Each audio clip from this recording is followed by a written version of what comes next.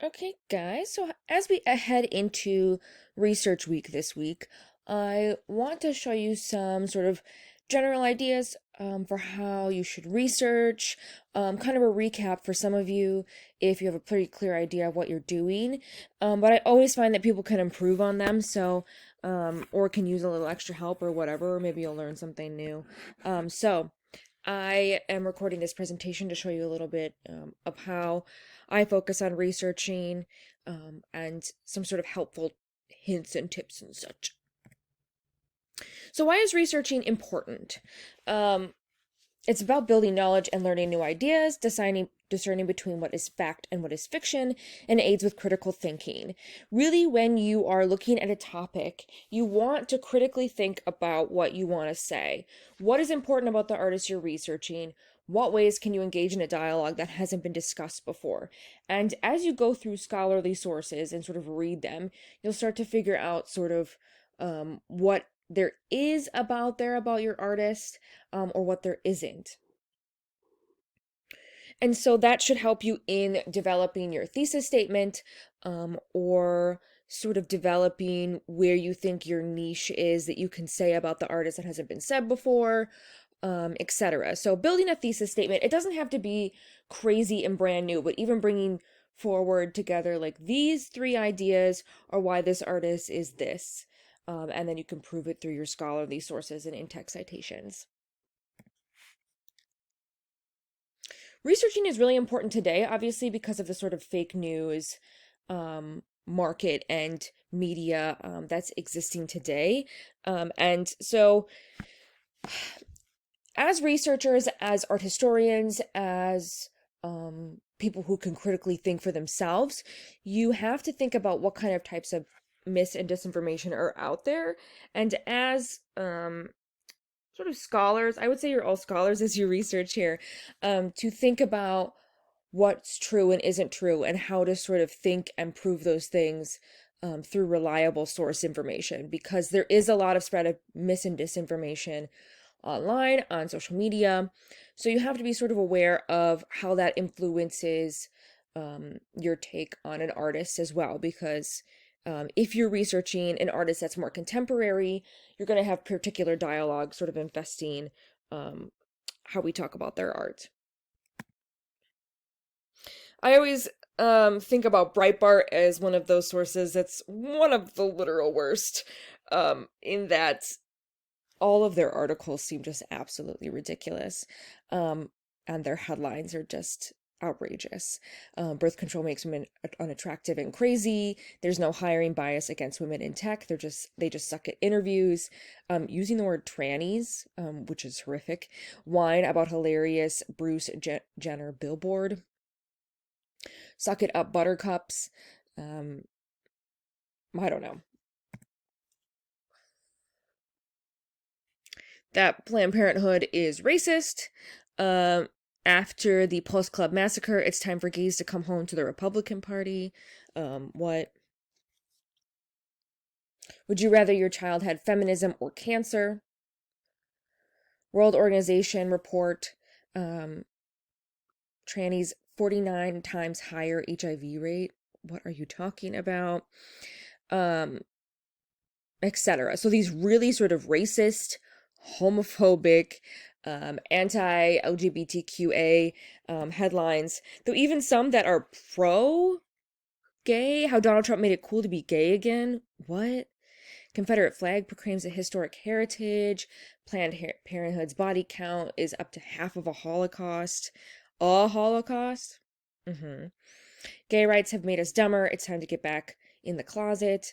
Um, so these headlines are sort of obvious. When you see things like this, it's kind of obvious to know that this information is kind of false. Though there are still people. So there are obviously some more dangerous ideas as well that go along with some of these constructs, like when we have kind of misinformation and lack of scientific studies on things like hydrochloroquine, with Dr. Stella Emanuel, who comes out and says that hydrochloroquine is working to cure people of the coronavirus, when in fact studies have not shown this extensively, and it's sort of not it's sort of been kind of broken down as not factual at this point, or not scientifically proven, that is. True. And so when you go through these things, you have to be able to have a discerning eye, right? Obviously, things like this aren't true, but how dangerous is it? Well, obvious to me, I suppose. But it can be not as obvious to other people, or maybe people feel like types of news are being left out of the media, and you start living in these conspiracy theories, right? But then you also have this woman claiming that um, demons cause cysts, infertility, and impotence by sexually molesting people in their sleep. They turn into a woman, then sleep with the man and collect his sperm. Then they turn into the man, they sleep with the man and deposit the sperm and reproduce more of themselves. So it's all about using a discerning eye to sort of look at these ideas and information. As a scientific community, they have their own way of sort of investigating these types of claims through research, and we have the ability to do that as well in art history and other fields as well. Oh, she also claimed that alien DNA was being used in medical treatments. But of course, you have people like Dr. Fauci, who's the head of, what does he study? Infectious diseases. So, in particular, things that are slightly more nefarious, less nefarious, that is, not more nefarious. I see a lot of memes that just like kind of tout misinformation, and like maybe that doesn't really matter to you guys as you post things, and it's not really the point. But this meme that I've seen go around, or I guess sort of quote block, whatever you want to call them. Well-behaved women rarely make history, by Eleanor Roosevelt. Also cited as being by Marilyn Monroe. When in fact it's by, through simple Googling, you can find that it's by a Laurel Thatcher Ulrich. So remember that this information is easy to find. It's just about sort of putting that effort out there, which can be hard, I know, when you have other things to do. But just sort of realizing that whatever you see doesn't necessarily mean it's true. For example, Eleanor Roosevelt nor Marilyn Monroe never ever said this. And some people do cite it correctly.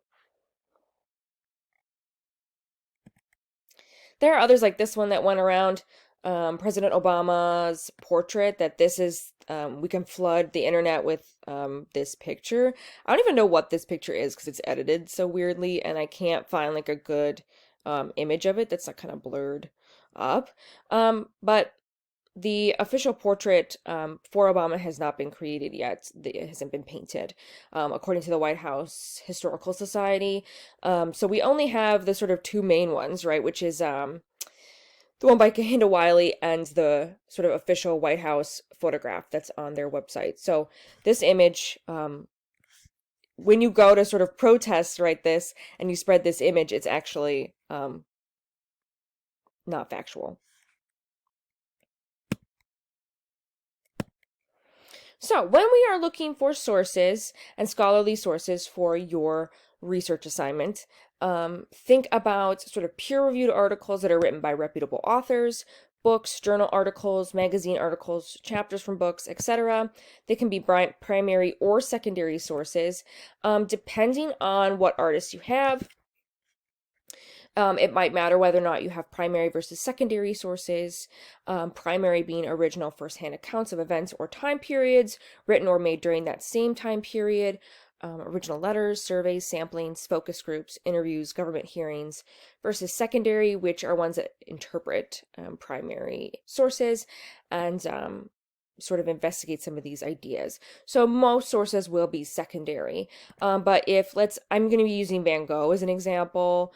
Van Gogh has letters that he wrote to his brother Theo. Those would be considered primary sources, as they are by Van Gogh during the time that he was living, versus an article about Van Gogh from 2004 is a secondary source. When choosing an artist or work of art, try not to choose someone that is hard to research. If this sort of blocks you from getting to the ideas and thoughts you really want to work on, don't do this to yourself. I encourage you to try to do something like that. I don't think it's a bad thing. I just think that if you are overwhelmed by research in general and trying to investigate someone, don't pick someone that has nothing written about them, which is because that's going to be a roadblock in you writing about them. If you want a challenge, do it, but otherwise, Google the artists and think about them and really what information is out there before doing it or before choosing them. If you want a challenge, contemplate the types of articles and ideas you can use that you find in scholarly sources to analyze your artist's work or idea. So if you want to investigate an artist that isn't that written about, you can use sources about the artistic period that they're working in, about other artists around the same time. So you can use things to build an argument about them. It's just sort of a harder way to create a research paper. And that's good. It encourages critical thinking. But if you're not ready for that, don't push yourself to do it necessarily. How do you find sources? So how do you find sources for UWM through sort of their resources and databases, and what's kind of good and valuable to you? When you go into the UWM libraries here, let me see, I'm gonna make this bigger. You can obviously search in the UWM library for books. You don't have to go to the library to get books, though. I don't think that that's necessarily required or valuable right this second just because of the pandemic. But I would go into databases. And this is really where you're going to want to look. You can do it this way or just kind of searching through the whole library, like I said, because it should bring up other information. One that I find particularly valuable for like general information is Oxford Art Online, or Grove, it's called as well. Get this up on here. So this is just good for kind of general information about your artist. So again, Vincent van Gogh, let's say we're looking at him.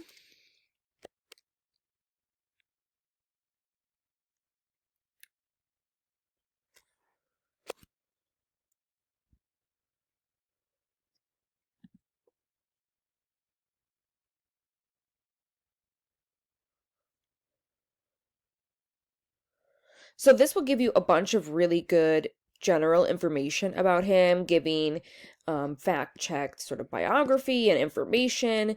And then what's also nice about Oxford Art Online is that at the bottom, it's going to give you all these different sources you can look up.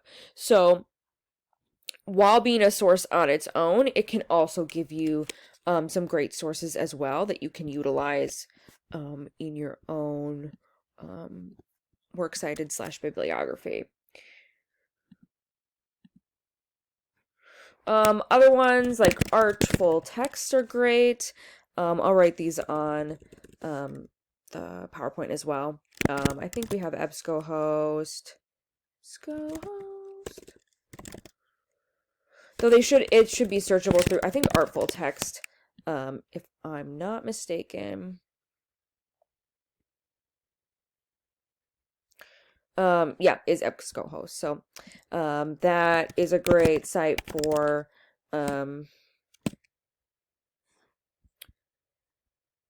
art historical documents. You can probably use any of these ProQuest ones as well, but this mostly looks historical. But I mean, like, basically you can always go up to here and change kind of like what kind of database you want, and then use that as well. So it looks like they also have JSTOR available to them on here too. But as a side note, during the pandemic right now, JSTOR is also available for free. Oh, this is just a Mining the Museum article. But you can basically sign up and read things online right now for free. So use that as well. Google Scholar is also really great, which is another one I have on that document, um, for sort of looking up um, sources, and then it'll tell you if it's available to you as well. So you'll see that it has PDFs available. If you click on it, you can get the full article. Usually they're connected up through whatever databases you're allowed in through your school, so UWM, for example. Another good thing that now with the pandemic is that, not that you couldn't do this before, but um, artful text. Google Scholar allows you to look at some books. Often you'll get kind of limited access, for example, with this one, but you'll still be able to see some of the pages of some of these books. So you can use these books in digital format in your paper as well, which are really helpful.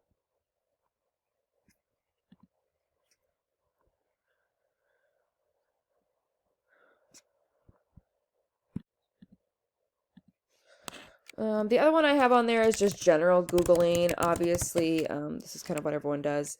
Google Scholar kind of just makes it easier. But like anything by a reputable museum is good.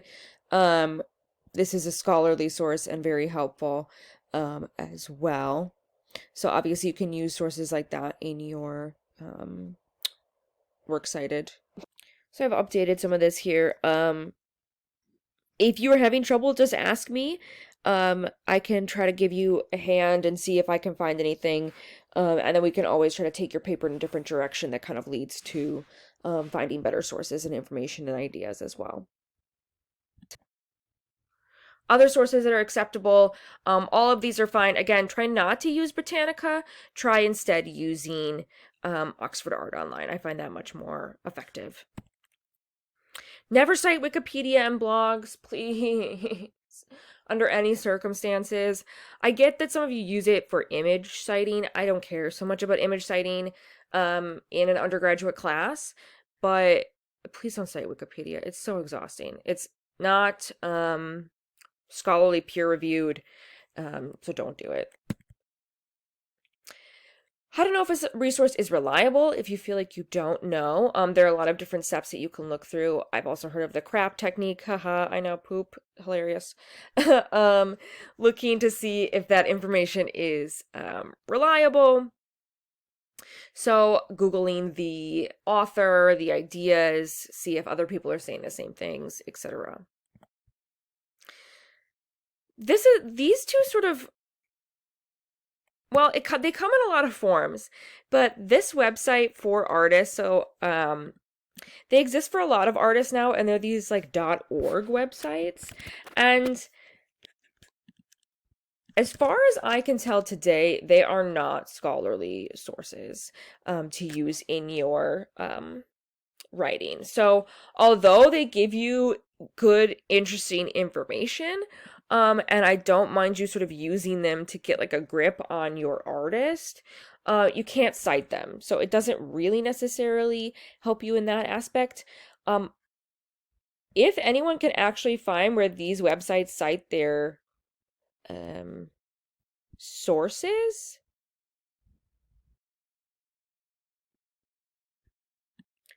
let me know, because as far as I can tell, all of this information is not cited, which means it is not verified information under any stretch of the imagination. Especially, and it's so highly advertised on that I feel like it's not scholarly. So there are a lot of these, like friedakahlo.org, maxernst.com. So don't cite these unless it's sort of a last-ditch effort, but I would say don't do it. Now, how can you use Wikipedia to your advantage? This is something that is very valuable to you, and I don't mind you going on Wikipedia to get general information. It's not like we all don't do that, but obviously you can't cite it as a scholarly source. So how do you use it in an effective way for your research? So if you go all the way down to the bottom, it will give you a bunch of source information. So look at all these citations. Van Gogh obviously is easy, but you can actually go and look up these sources to be able to use them in your research. So let's see if I can find one that actually will take me somewhere instead of it's just being a book. Okay, so like this. This is a book that has been scanned in as an internet archive. You can't see the full thing. I'm sure you'll have to buy something or whatever. But this is a good source, right? And Wikipedia led you here. So you can use the sources that Wikipedia is citing, but you can't use Wikipedia. So this does help you if you feel stumped, though, and you're trying to find more information. Or like, let's say you read a quote in here and you're like, that's what I need for my paper. You can go and see what citation they're citing. So this one here.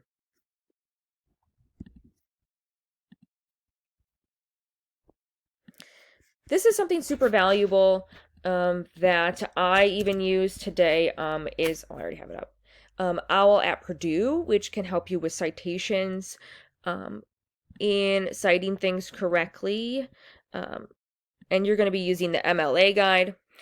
So this will tell you how to cite every single citation that you need to cite. So you can see style information, and also style guide, literally books, periodicals, electronic sources, other common sources. So this site is your lifeline to citing sources.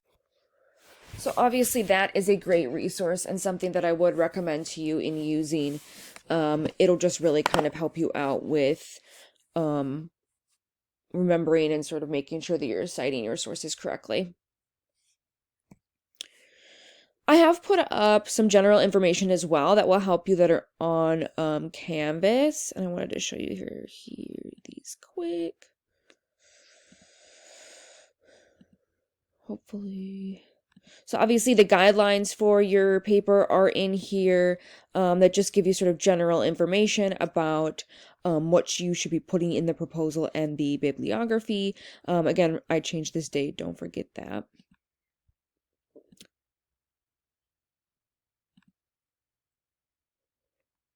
This is really helpful too. I put some sort of general information on how to build an art history research paper and how to build a thesis, things to do, things not to do.